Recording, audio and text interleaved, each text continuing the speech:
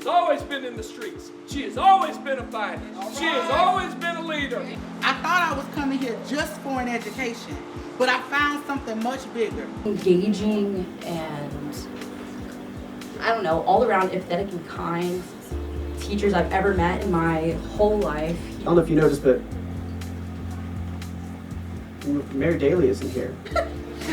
The field for City Commission Seat 3 has already begun to take shape. So far, 4 candidates have filed to run. Those 4 are community advocate Talethia Edwards, teacher PJ Perez, political consultant Max Hurley, and current Costco employee Norm Roche.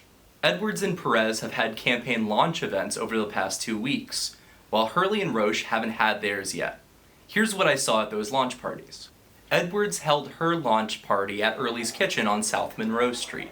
In attendance was recently announced mayoral candidate Darryl Parks. The party also featured several local political players, like Grow Tallahassee's Booker Demerol. Her event was kicked off with her receiving an endorsement and an introduction from Tallahassee Mayor John Daley. Been through the good, the bad, the ugly. This woman has never left my side. When we have hurricanes, when we have tornadoes, when as a community we're dealing with the tough issues that we deal with each and every day, Talethia Edwards has never left this community alone. She has always been in the streets. She has always been a fighter. She has always been a leader. Now, she's going to take it to the next level. During her speech, Edwards expressed her connection to Tallahassee. 25 years ago, I came to Tallahassee, a first-generation college student from Miami. I thought I was coming here just for an education, but I found something much bigger. Like the canopy oaks that stretch wide and strong, this city gave me roots and shade.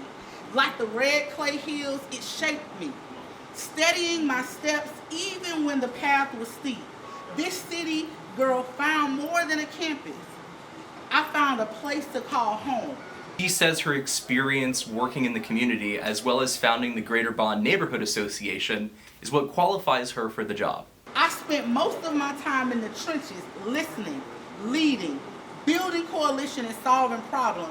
And now I'm ready to bring that same spirit to the city community. Yeah. My heartbeat has been to make sure no one is invisible and no one is left behind.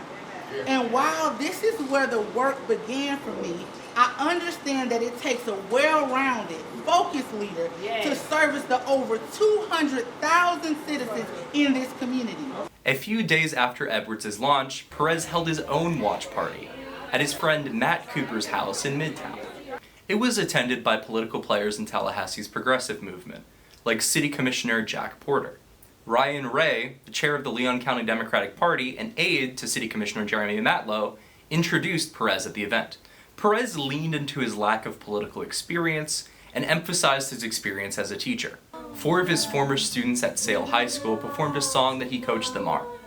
It was one of the most engaging and, I don't know, all around empathetic and kind teachers I've ever met in my whole life. He was probably one of the only classes that I had where I got an A for every quarter. But that's just how great of a teacher he was. He's a great man, and he is there for the community, so like he was there for us, and he'll be there for you. So. In his speech to the crowd, Perez positioned himself against the current 3-commissioner majority bloc at City Hall. He made jokes about Daley's endorsement, and as well as what he called development sprawl in Tallahassee. I don't know if you noticed, but Mayor Daley isn't here. He's not going to give me money. That's okay. We can make it work without him, right? So this is kind of what we've been seeing with this pro-growth model. There's a lot of vape shops, a lot of mattress stores, car washes. Can y'all think of anything else? Gas stations? Chicken joints. So I think we've hit our limit, and I think we're good on those. He also messaged against Blueprint intergovernmental agency projects, including the $20-some million to Doak Campbell Stadium renovations and the Northeast Gateway project.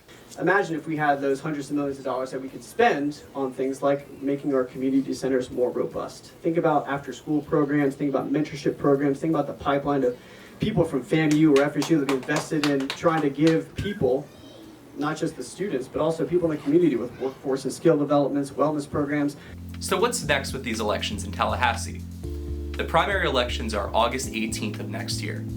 That's a long way away, and we're going to be doing a lot of reporting between now and then.